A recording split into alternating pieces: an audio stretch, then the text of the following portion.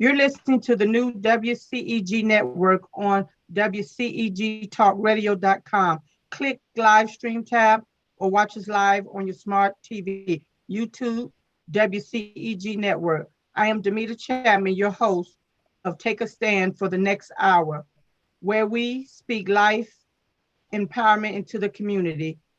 Like us on Facebook, follow us on Twitter, and in Instagram at WCEG underscore talk underscore radio at WCEG Network. Last but least, this is the disclaimer. The topics and opinions are those of the show hosts and guests and not WCEG Network. Thank you for your continued support. Hello, everyone. Hello. We're back for our final show of the year, and we Mr. Joe Flint, he might jump in and he might not. He's taking care of some business, but we got Dr. Marcia Ridley today, and she got a lot of information to unpack with us. We're going to be talking about the voter protection. We're just going to be talking about a little bit of everything. Miss Marcia, Dr. Marcia was part of the Fulton County Board of Directors. Is that correct? Correct, Marcia? No, I was actually working there and as in elections over 15 years. Okay. Well, I'm going to let her talk about that. How did she get here? And then we're going into the show. Again, I want to thank everyone for tuning in today. All right, Dr. Marcia, you work with on the election down in Griffin. Mm-hmm. And so tell me how did you get here and what took place down there in Griffin during that election? Well, specifically, we had the biggest and largest election in the history of Spalding County. We had over 60-some% people that voted in Griffin. We registered over 1,000 new registrars, people that had never registered before. And so it definitely made history as it relates to the 2020 election. And of course, we had Mr. Donald Trump did win the election down there, but it was one of the highest time and one of the, and I'm just glad. And first of all, I was one of the first African Americans to be in Griffin as an election supervisor. So there's a lot of great things that happened during my tenure there. Let me ask you, what's the population down there in Griffin? Well, that's a good question. When I first started, I started about almost 4.5 years ago. They had about 30,000 registered voters. When I left, we left it at 56%, and they got about 52,000 right now. Oh wow, that's awesome. Tell me, and I'm just going to talk about our race. How was the turnout down there in Griffin with the Black people? Did they come out? Were they excited about the election down there? Well, they were excited. That was the first biggest turnout for the minority participation ever since I had been down there. One of the things that I did when I got there, I hit the ground running. We had a voter education team, and we basically hit every entity that they had, like the Kiwanis Club, any club that they had. We dealt with the Omega Psi Phi, their group down there, AKAs, Deltas, any group that they had, we were very much involved. Even the Republicans and Democrats, we made different types of, we did voter education. We went out and talked about voting and what was going to be happening, and the things that you need to do to register. And then, people register, but then they say, what happens after that? Well, what happens after that, you do want to go ahead and exercise your right to vote on every election, anytime the door is open. And that's the message that we were giving down there, just telling people to register to vote. Okay. Now let me ask you, because during that time that you were down there, they wanted to remove some people from Gordon. Is it Gordon County that they did that at? You talking about Where I was down in Spalding? Yeah, yes, they removed you from down there. It was really a takeover of the Right. Yeah, boards, I would correct? say, yeah, that was a House bill called 769. And the legislature decided that whoever was going to be in that position needed to live there, including my staff. So yes, I did have up to 60 days to decide whether or not I would stay there or not. I decided to not, move on with them. And then my staff, they got other jobs as well. And Okay, these great. were minority people that were removed. Okay. Let's talk about since you was in that lane, let's talk about voter suppression. Did you see a lot of voter suppression down in that area? Or You know what? just over general, let's say general. Okay, well, let's talk about that a little bit. That's a good conversation. One of the things that when we talk about voter suppression, we talk about maybe not having access to, different things and access to voting like normal. We down there, and I can speak from the Spalding County part of it, because of the education piece of it, we let people know where things were. And I think a lot of times people didn't know where to get to anything, like where was the ballot box? How do you go vote? Where's early voting? Where's election day? How many sites? So a lot of times down there, I think when you talk about voter suppression, sometimes people are not aware. Now, voter suppression, in my opinion, is somebody intending to do something so that nobody would know where these things are. Now, we didn't have that going on there. Right. But in my opinion, I'm not sure if that went on all the way around. Now, Senate Bill 202, there were some things in there that people talked about in terms of the ballot box. You only can have one to every 100,000 voters in an area at a early voting site. I think that, in my opinion, it should be a ballot box in every early voting site, not just one out of 100,000. So that was one of the things that most people talked about. That was voter suppression. Now, when we talk about absentee by mail, absentee, that one of the things that I think was a misunderstanding in so many ways. Some people thought they had to present the ID with the application. Well, that wasn't the case. The only way they had to present one is that if they didn't have a Georgia, a license or ID or social, and you could simply write that on the application. When you didn't have that, that's when you had to present the photo ID. So I think that there was some misunderstanding, miscommunication about the absentee itself. And that was one of the difference that they made in terms of that. And then they talked about the time. So let's talk about, they said they cut the times. Well, actually they didn't. The times required for the new bill SB 202 was from 9 to 5. That's a required time. But the counties had every opportunity and every right to have it from 7 to 7 if they wanted to do it. 7 to 6, 9 to 6. So that was leverage in there for them to have it a little longer. And I think most of them took advantage of that. However, the Saturday and Sunday voting, that was mandatory twice. Okay. And so most big counties, not only did they do it on Saturday, but they did it on Sunday as well. The times that was required, again, was 9 to 5, but you had leverage where you can actually open up that window. Now, the other thing that was a while back, it used to be 180 days to, that you can request an absentee ballot, but they brought it down to 78 days. Now that most people look at that as voter suppression, because now you just cut the time. This is what the bill did, right? So that's giving you less than, it's almost a couple of months before election.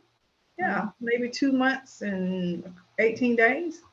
So that time was cut. So, but let me ask you a question right quick before you go. So they cut it down from 100 and some days to 70 some days. Let me ask you a question. Do you think anybody that was going to already put their application, the process in, they would have been had it by then? They would have had it by then. So really, it falls back on the voter. Yeah. If you want to vote, can I say, if you want to really vote and you're going and get it, the process in those 78 days. Yes. Instead of waiting 100 and some days. Yeah, because you can't know, they're not going to accept it too early. Gotcha. Right. Gotcha. Yeah, and then we talk about the cutoff. The cutoff of absentee was probably 11 days out before the election. Now, most people talk about that was not, right. But then you're talking about, and I'm gonna give it to you from an administrative point. Okay. Well, when we were processing so many applications, y'all know that it took a long time to count the votes. Because guess what? Those ballots were coming in all the way from Friday to that Tuesday. So it wasn't fair for larger counties that say they had to have everything in at night when they got thousands of absentee ballots, right?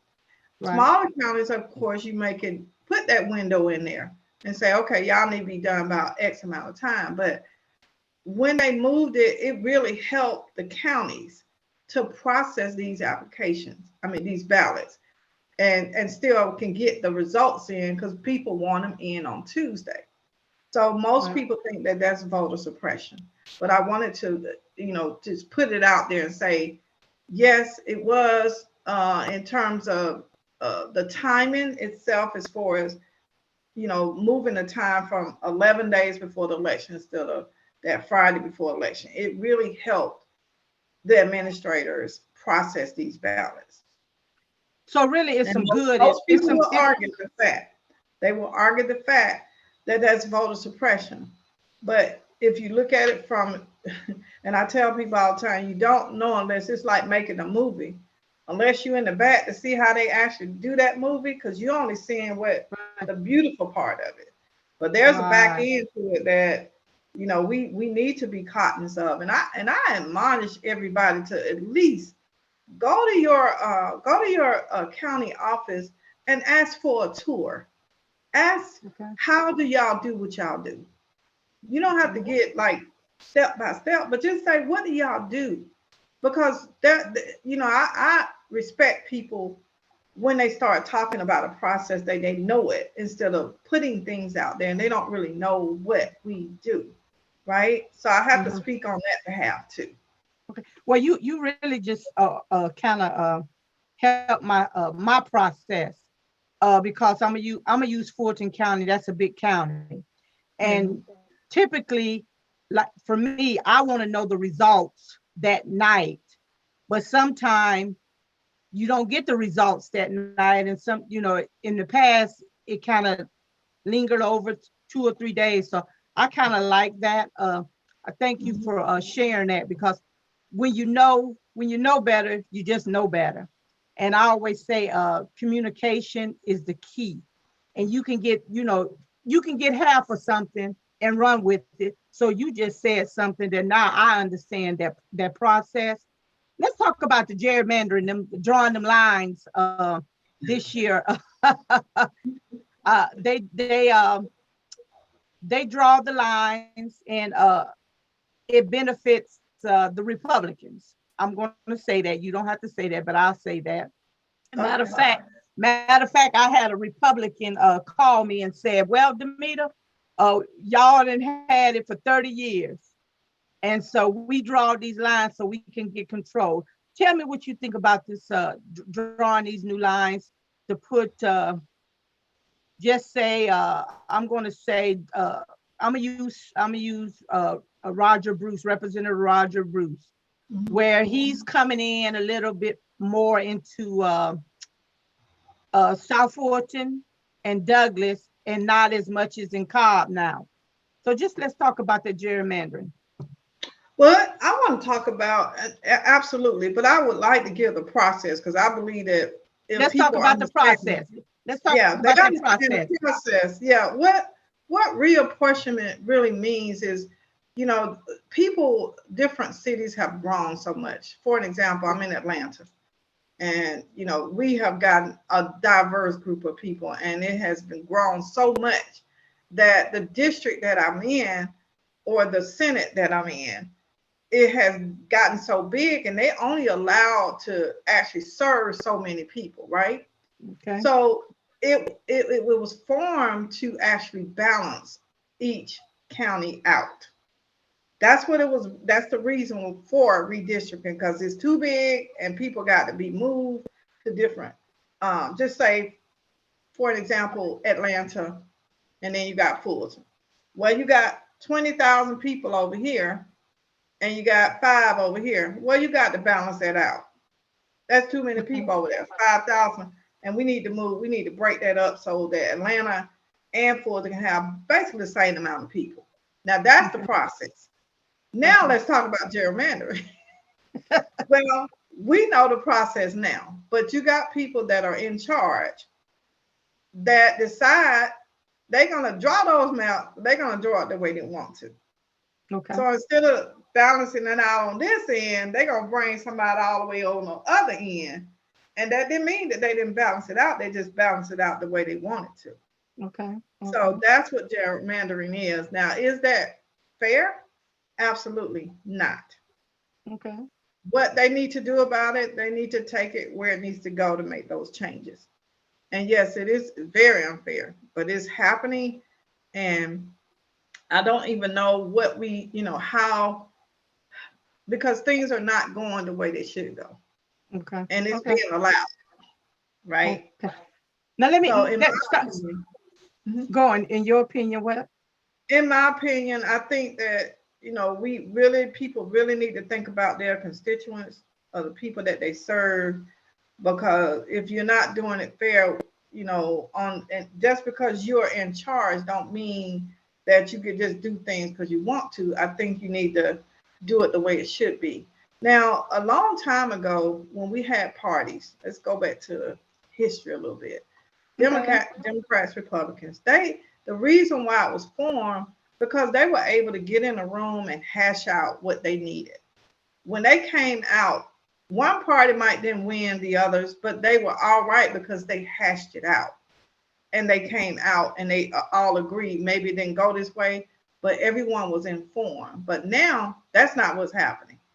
There's no in the room fighting it out, that kind of stuff. Oh, no. It's just done. So we see that times have changed, and not so much for the positive of the people, because I'm always say it's about the people.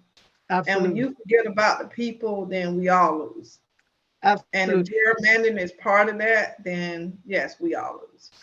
Let me ask you a question. Do you think I want to hear from you. Do you think that census where face it, a lot of the minorities did not fill out the census because we were under the false pretense they're tracking me, they're going to arrest me? Do you think that census played a big part in this, in drawing lines? I think I would go back to education. I will always say education. I'm not sure we have enough people out there educating people about the census and what it does. Now, you do remember we had COVID-19.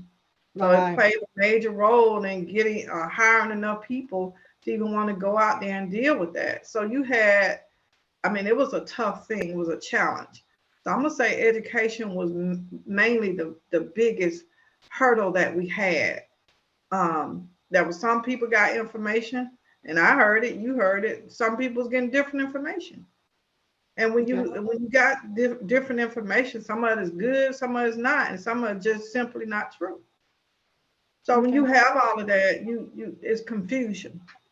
Right. Well, I'm gonna say I can't speak for nobody else, but I got census. And matter of fact, I get stuff now daily. And I think what happened, we have to be educated. I think that we can only control our own destiny, and we have to step up to the plate and just make sure that we have that correct information, and just stop waiting on somebody to give it to us. Absolutely. And we can go back to Senate Bill 202 as we talk about the census. Senate Bill 202, yeah, it was one of the most talked about, most controversial. But one of the things that we do realize, even with House Bill 769, and there were other bills that were taken over as well, you can't do anything about it. But what you can do is stay educated. And Absolutely. you're going to have to abide by the law, whether we want to or not. We just have to figure out who we got in office and what these people stand for. What are they going to do?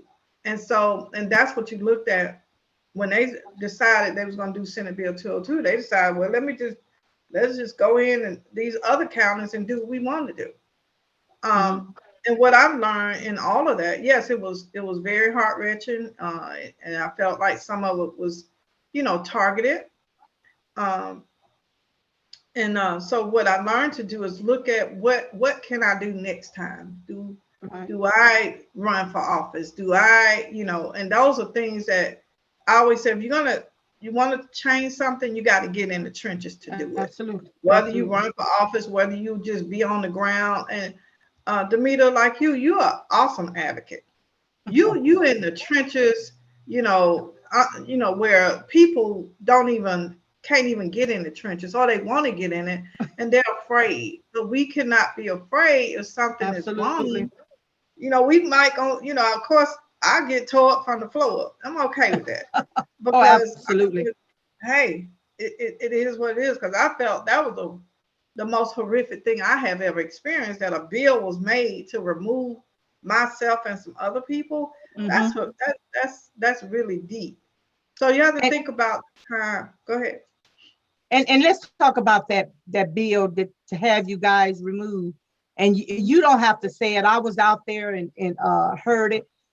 I think it's a sad day when we have our own people fighting against us, when we're trying, or just say you're just trying to do the right thing. And we have, I call them sellouts. There's no way in the world that another Democrat should be fighting to remove you from something when you're trying to help. There's no way in the world that should ever happen.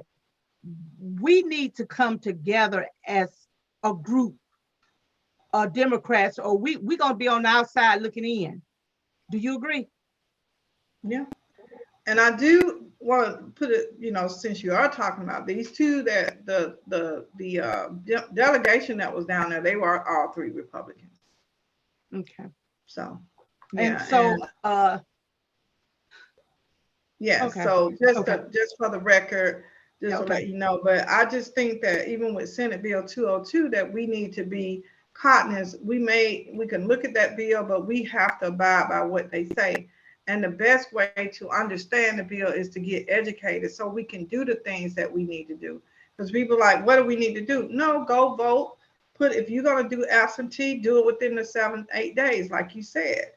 If you're going to vote early, you got Saturdays, and big counties are doing Sundays. I ain't going to say smaller ones, because they tend to do what's mandatory. So they're going to do the Saturdays, but they may not do Sunday. But you have so much of a window that we have to just take advantage of what we have to work Absolutely. With. And I say this, and one of the things I believe from being in the industry so long, I think we should just have regular early voting and that be done with. Okay. And I think it should be anywhere people want to vote. Okay. You can do everything else. So that's what I believe. I agree. And I'm finna get, we gonna get out, because I know you probably gonna say, oh, she didn't put me in the hot seat. But I know you ran for an office. Do you see yourself running again? And was that your first time running? That was my first time running. And I could tell me your experience in that. Yes. Just tell me your experience in that running. Just tell me. Yes, I knew I was going up against an incumbent, which is really, kind of hard, but I just decided I wasn't happy with what I saw.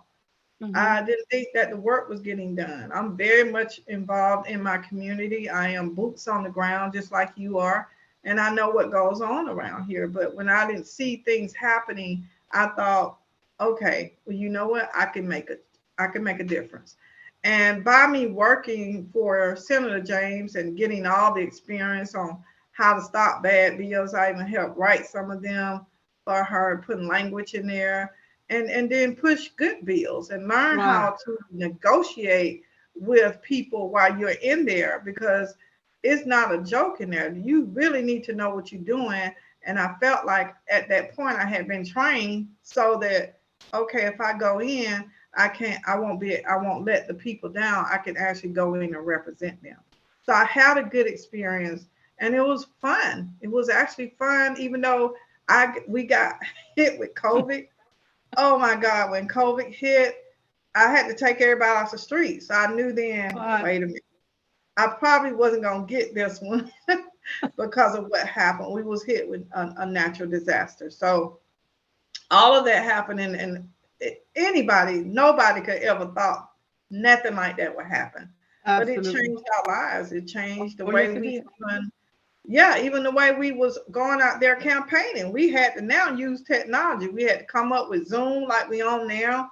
I mean, people didn't know that. So it forced us to go into another whole avenue of how to campaign. And I tell you, it was something. I remember calling you. I was out in DeKalb County. I think over there off of Moreland somewhere, and I called you and I said, I see your sign over here. And then I called you again. I was over in the area again. I don't know what I was over there for, but I called you again and I said, where your signs at?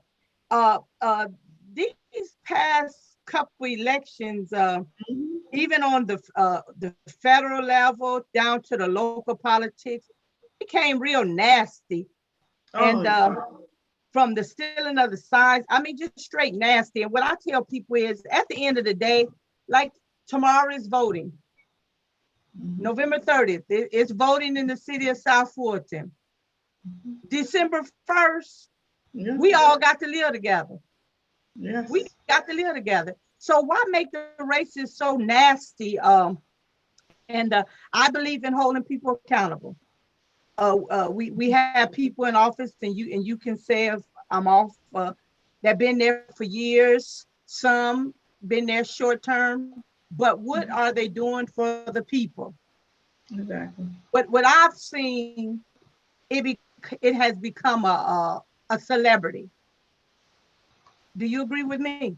I agree. I've seen it. And one of the things when I was running, and you were talking about, just to step back a little bit, about how nasty things got. I never did anything nasty to anybody. And yes, I was done that way.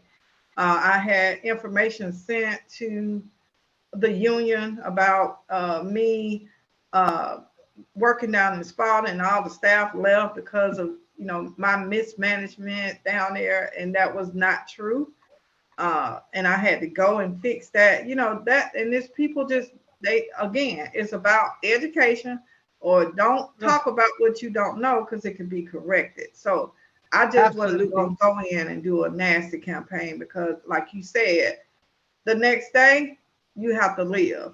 Oh, absolutely. Absolutely. Let me ask you about working in a community, because I know I always say, some people, everybody don't have a serving heart. And when I first met you, I saw that in you. Let's talk about the serving heart, because everybody just don't have that. And you got to love the people. You have to love the people, and you got to love what you do. This is a thankless job, but you just got to love the people. Do you agree with me? I totally agree. My background is, my grandfather was a minister. And, one of the things that I was charged with was to, serve our community, no matter where. If I went and got educated, bring it back to the community. And I've been working in my community over 30 years. I'm on boards over here. I'm very involved in what happens, what decisions are being made, where the money is going, and where it should go. And I voice my opinion. I might not, once we take votes, that sort of thing, it might not go my way, but I can tell you one thing, I put my 2 cents in. Oh, absolutely. So I've been fighting for the underserved, and we do have them. There's programs over here, and I want to make sure that they still have, can take advantage of those by having We a sliding scale fee. I'm on the board in one of our health clinics here, and we just got to make sure that people can get what they need, even though they don't have health insurance. But as long as there's a sliding scale fee, they can keep up some of the basic health that they need to take care of.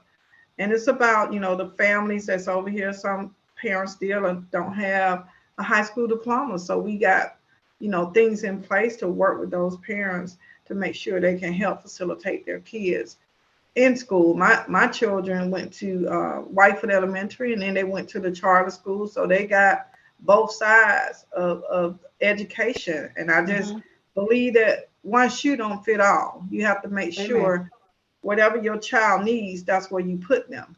Absolutely. And so we're very excited about that, about working, in the neighborhood. My whole family does.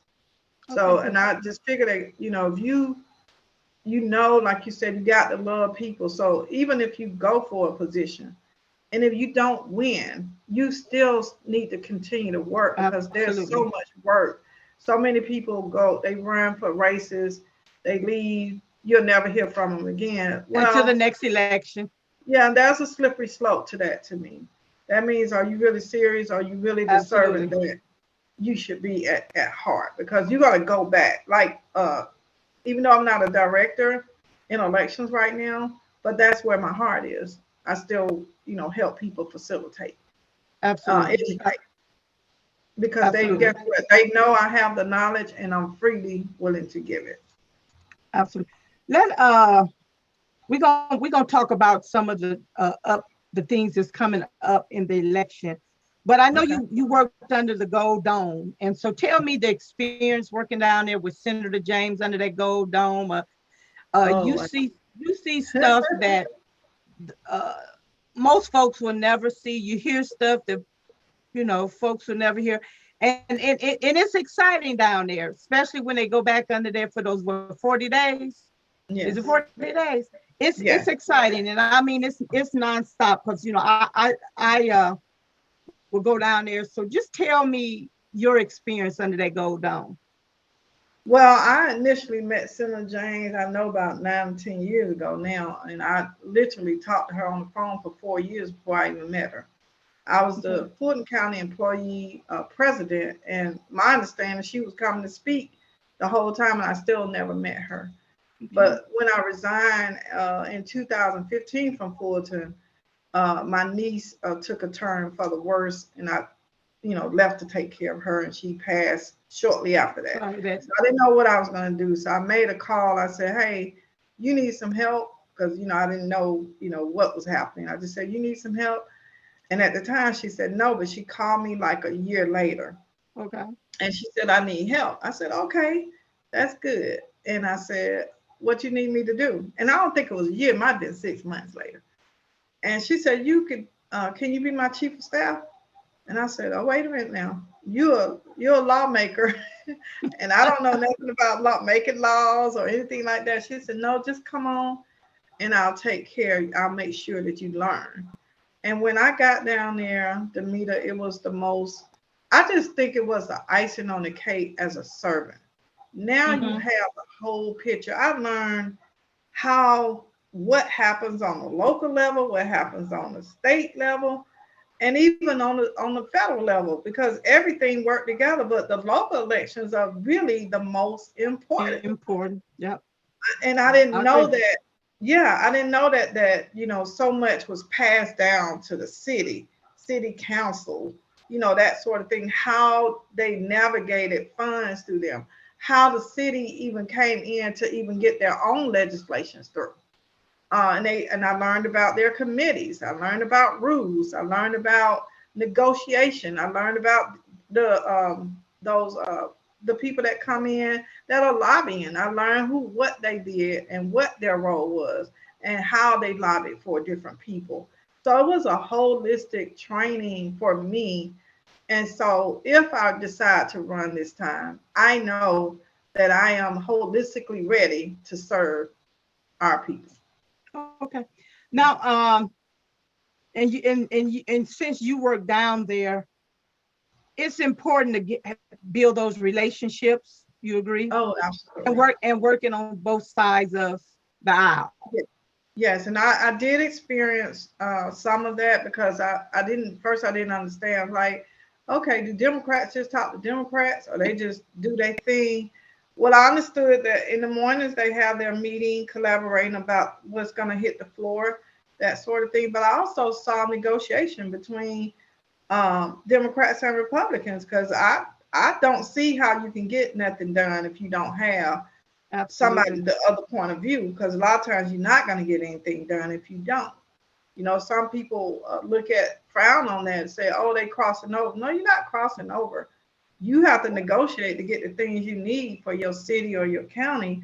And some of them people are not Democrats, they're independents, they Okay. are Republicans, they're whatever, libertarians or whoever they're supposed to be in there. You're negotiating everything when you're there. And I've seen all of that. I've seen how they read the laws. The guy was reading so fast, I ain't never heard nobody read that I fast. know. I was I like, did they just understand anything he said? So I got that experience, but that came with the territory. He had to read so fast because they only gave him a certain amount of time to read the laws. And then I found out how they vote. They use this little, mechanism on the test. I never knew that. Saw the big screen. And then I had experience also in the House. This on the Senate side, but the House side is huge. They got so many representatives over there. It just look like people just moving around. I've actually sat in the gallery and I said, "Oh my God, this is huge." let us talk about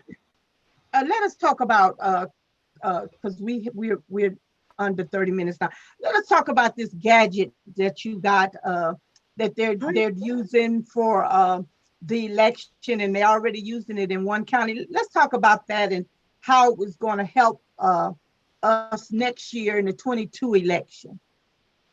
Yes, this product is called Cleanint, and I'm gonna try to put it here. Can y'all see it? Can you see it, Damita? Yes, I can see it. Yeah, Okay, yes. it's called Cleanit and it's called Clean Pen. The company is called Cleanit. And what this does, it disinfects the pen. So during early voting, you have to sign the application. So people come in, the voter come in, it's already ready for them. So they grab it and they sign their paper and they put it back in for the next person. And it just goes on and on and on. So nothing is being touched by the poll officer that's helping the voter, and nothing is being touched by the voter itself. So it went over well, and we did over the first election, we did over 5,000 people. So 5,000 people used this during the general, and we did over 4,600. So that's almost 10,000 people that used this. And again, they went through the line and they was like, oh, we love this. I wish I would have invented it myself. So that's Okay. called a clean pen. It's very economical. This is going to be one of the hot items for elections, and also in your dentist office and schools. It could be everywhere Okay. because we know COVID-19, and now they're saying they got something new coming out. So this is going to be key to not having that contact. Okay. And so on election day, instead of using a pen, you'll use a stylus. So you'll be signing the poll pad. So the stylus go right through there, and the same thing. You'll sign the poll pad, push it back through there. Okay. And I let's like talk that. about the clean card. The clean card, it takes your ID. So if you're the person that's serving me, I'm the voter, I'm going to stick my ID through there, give it to the poll officer. The poll officer get it, check that person in, and slides it right back through there. And again, there's no contact. And it has a little film on it, but it saves you, it cleans for over at least 24 more hours. Okay. Now let me And ask you. you got your voter card. Once you finish, they finish getting once they give your ID back, now they're giving you a voter card. You go to the voter machine, you vote, and you leave it at the scanner. And so it cleans the card, it cleans also your ID. Okay. You use that during this election. So how did people like it? It went over very well. I could tell you most of the counties that are using, even down there in Spalding, they are using it as well. You got at least about 40 counties that are using it right now. So I'm working very hard to get it all over the state of Georgia, and my territories, Alabama, Georgia, and Mississippi. Oh, I like that. I like that.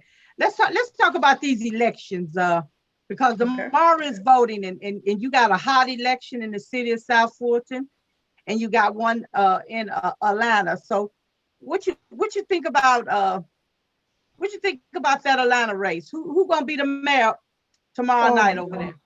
it's gonna be a really tight. It's really tight, and it's gonna be. I think people are gonna be surprised because, sometimes you can think it's going one way and it's actually going another way. Absolutely. Me and my family had not voted, but we will be voting on Tuesday, for the best candidate. And, I kept so much involved with the state on the state level. So a Okay. lot of times to keep up with, we knew Keisha Bottom was the mayor and all of that. I didn't keep up with a lot of what was going on and who these people are, like Felicia and Andre. I don't know them personally, but I definitely, like I tell anybody else, always do your research and make sure that whatever they're doing is something that you and your family can stand behind and make sure that they do it, or have they been doing it? And look like both of them have been in their seats for a long time. She's been the Yes. president and he's been the council, and they look like they both have done great work for the city of Atlanta. So it's going to be really hard to Okay. determine who to win. I'm gonna hold you to that. I'm not gonna pry in. What you think about the city of South Fulton? You got the mayor's race and you got District 4 council. What you think about those races? I think it's going to be the same thing. It's going to be a rough one because you got the mayor, Kalia, and you got Edwards that's already incumbent. It's very hard to beat an incumbent. Now, I will tell you, in so many ways, unless they just really not doing what they need to do. Sometimes we have seen, I think last election, we seen some incumbents being removed. Is that correct? Correct, Damita? It was Yes, some that was yeah. being removed, and it's not that they can't. I just saw it was my experience, but again, when people are ready for something new, then you will see the landscape and the environment change. So it looked like that they want something new right now on your District 4 side. I'm not sure about your mayor, so I just think that it's going to be a very close race for both.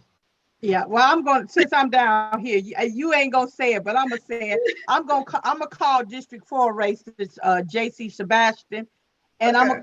I'm gonna call the mayor race to Bill Edwards.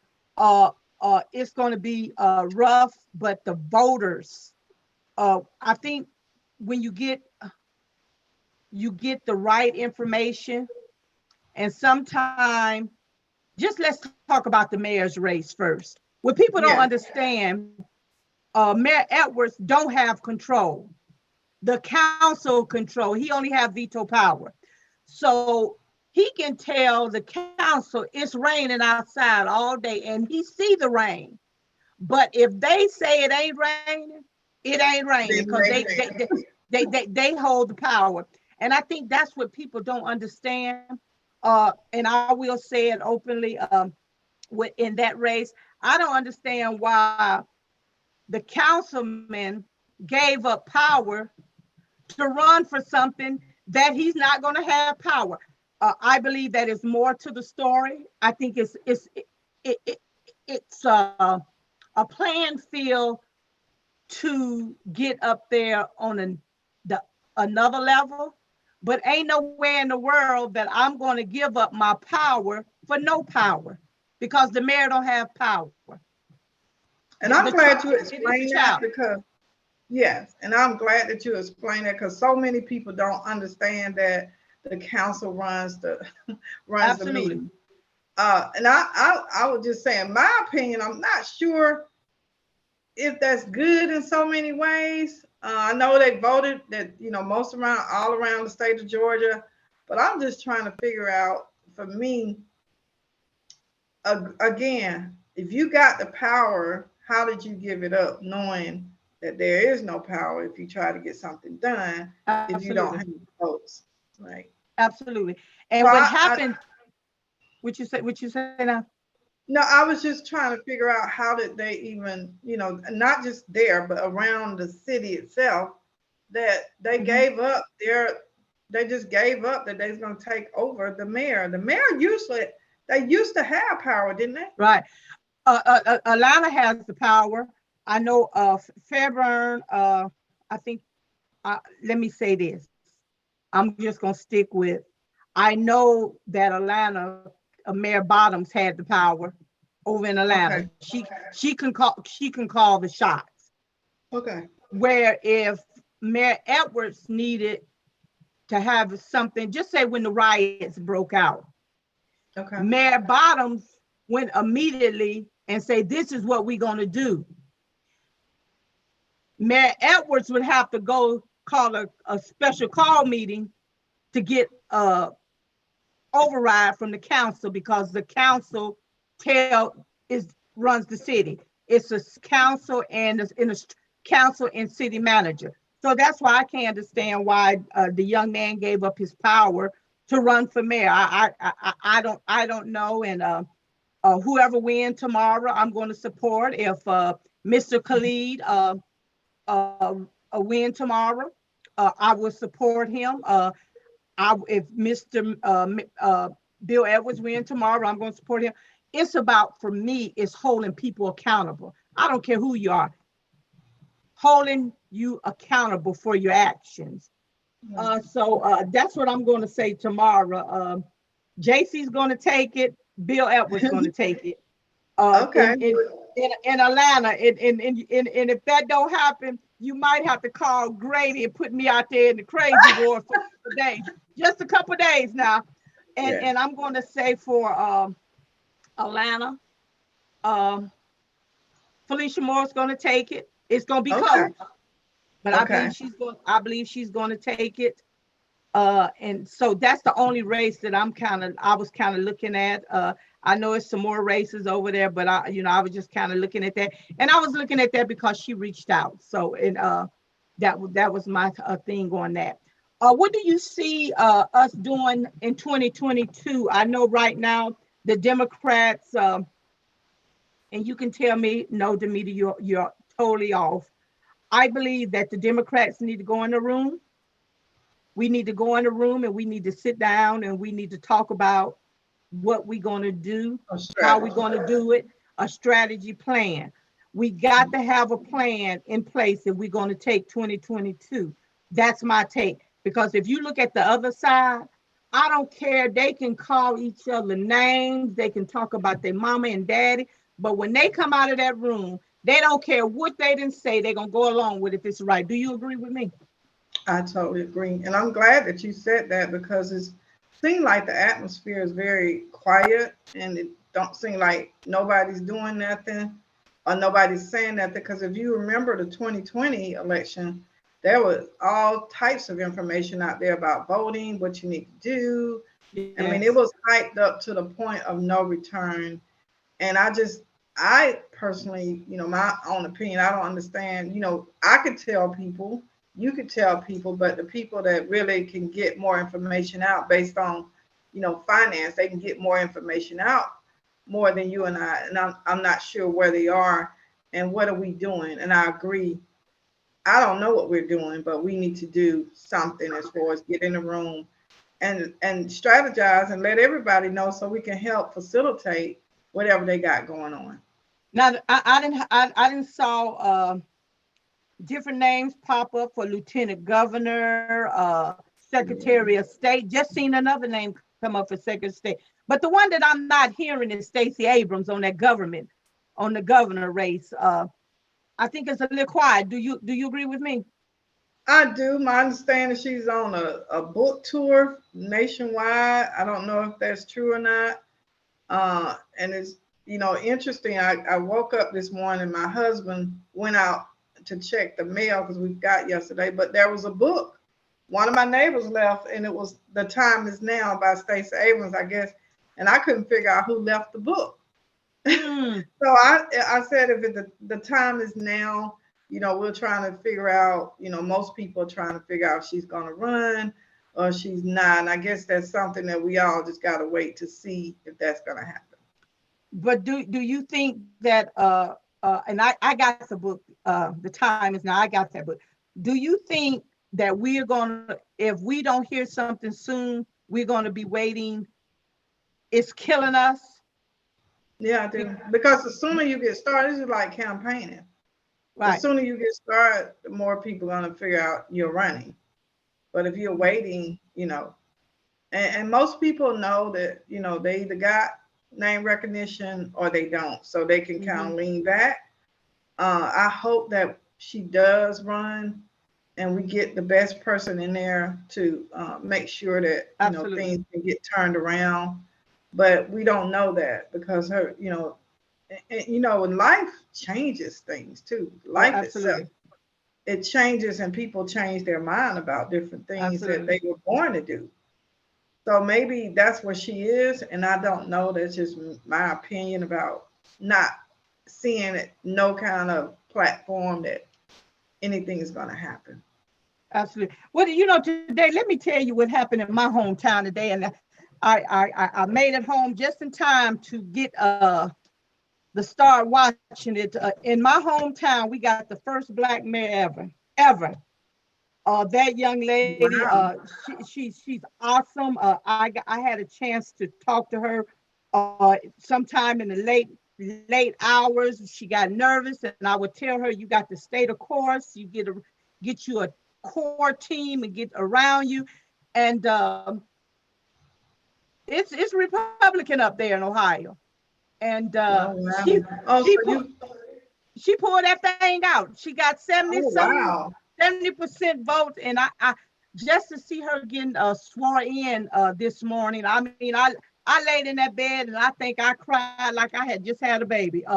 Just to witness that young lady pull that Yeah. thing off, and it was amazing. And matter of fact, I got a call from somebody, and they was like, "Damita, you from Lima?" I said, "Yeah." They say, "That young lady you talking about on your page, she's all over the platform down here." And I was like, wow. So it was just amazing for her to get sworn in. And Sharita Smith, now she's the mayor, and I'm going to be Wow. watching her do good things up there. So I'm gonna send a shout out to her. We're gonna be interviewing her soon. The first Black mayor ever. Matter of fact, I think she's the first Black woman that ever ran for office, and she might be the only Black person besides one. And so history was in the making today. And I think about all the ones that laid the foundation, Councilman Dr. Farrell Williams, Georgia Allen, Miss Coleman. They laid the foundation. And it was amazing today. It was just amazing. So just tell me in closing, what would you be doing in the next? Okay, let me ask it's a question somebody just sent. Do you believe Stacey is able to help the community more without being in the public office? She has done it. Correct. She wasn't in Yeah. office when she did a lot of the work. This last one, she was not in office. So yes, I do. Most time, a lot of times people think that they have to be in the seat to make a difference. Well, we've been No, making a difference for a long time. And that, if you're a servant, God will have you to be where you need to be absolutely, to do the absolutely, work. Hmm. So absolutely. yes, that's a yes to that. Okay, and one thing I can say, I ran for office, and I even sit back now, and people ask me why didn't I run for the office this last time, and I even told you, I said, and you can say, well, I'm lying or not. I said I can't move until God move me, and if God don't move me, I can't move, and Yeah, that's what exactly what you said. I said that, and God let me know that if I go into office, my mouth will be gagged, and my mouth can't be gagged because I'm for the people. So I want you to keep on doing what you're doing, Dr. Marcia. Great. You're another person that I can pick up the phone and call. And if I get too far out there, you gonna call me. And if you don't like what I say, you gonna call me, and we gonna debate about it. Am I right? We gonna debate Yeah, about it, and absolutely. eventually I say, yeah, you're right, and I say, okay. And so I want to thank you openly for being that person, because this, although this is a thankless job, it's something. You got to have a servant's heart for Yes, it. And I tell anybody, when you're dealing with people, you got to know what you're dealing with. yes, And absolutely. I would have never dreamed dealing with people that I would have to be lawyered up, but I have a lawyer on standby, because people will put stuff out, say stuff, and then you have to come back and do what you have to do. So, and do you agree with me? I agree. I totally agree. But again, I want to thank you. I'm going to be watching you. I'm going to see what you're going to be doing out there in DeKalb. You live in DeKalb County, I right? live in DeKalb County, but city of Atlanta. City of Atlanta. I'm going to be watching you and see what you do under that gold dome with Senator James. You work awesome with her and her team, and I saw you with Sister Lydia Glaze and JC. Yes. You just awesome, awesome person. Again, thank you for coming. And your closing remarks. What you want to tell these folks about voting, getting out and vote. Well, first of all, I want to thank you. I'm very honored to be on your show. I watch your show, and you have just moved to higher heights. And I just continue to pray that you continue to bring on people like myself to educate people. So thank you, first of all.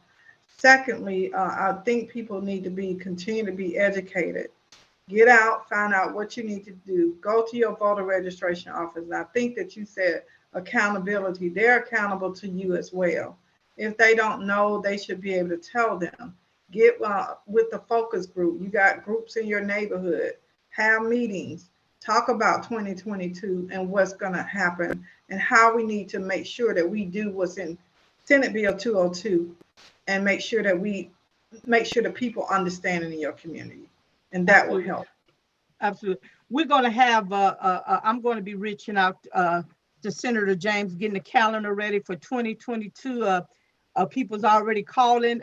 We're going to do a show with Senator James when this new council come on board, or the old council, whoever.